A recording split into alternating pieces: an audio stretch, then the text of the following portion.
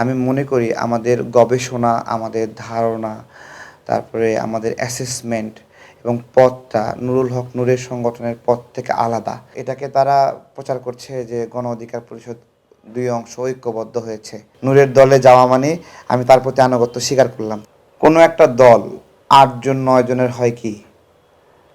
একটা দল মানে তো সারা দেশে কার্যক্রম আছে, দেশে সমাজে ইনফ্লুয়েন্স ডেভেলপ করে, শত শত হাজার হাজার কর্মী আছে।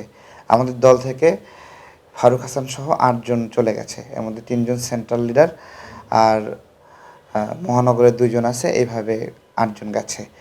তো এটাকে তারা প্রচার করছে যে গণ অধিকার পরিষদ ২ অংশ ঐক্যবদ্ধ হয়েছে। তো বেসিক্যালি নুরুল হক নূর তার যে কালিমা আছে একটা ইসরায়েল কেন্দ্রিক বা দল ভাঙার অপচেষ্টা, ডক্টর রেজা কিবরিয়াকে বের করে দেওয়া, এই জায়গা থেকে সে এটা মুছতে যাচ্ছে এবং একটা তৎপরতা যে আমাদেরকে এক জায়গায় নেবে, তার আনুগত্যের জায়গায় নেবে, বিষয়টা এরকম।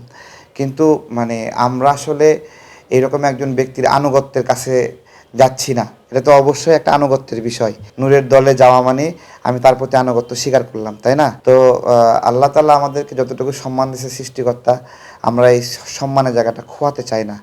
এটা অনেক দেশের জন্য অনেক কাজ করি, কষ্ট করি, শ্রম দেই, অর্থ দেই, আমাদের মেধা দেই, সময় দিচ্ছি।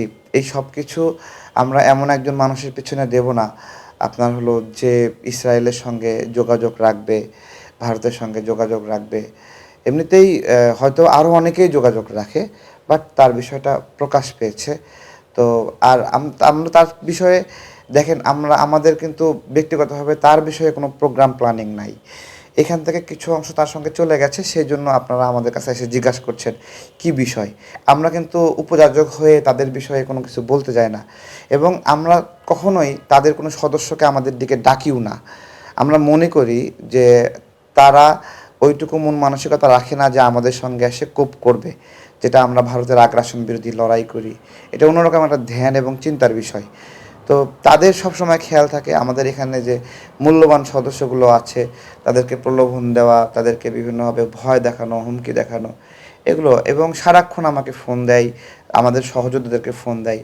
তো আমরা যে মূল্যবান লড়াই করছি দেশের জন্য, আমি মনে করি আমাদের গবেষণা, আমাদের ধারণা, তারপরে আমাদের অ্যাসেসমেন্ট এবং পথটা নুরুল হক নূরের সংগঠনের পথ থেকে আলাদা এবং কিছু ভিন্ন মানে আদর্শিক জায়গা তৈরি হয়েছে যে আমরা কি করি।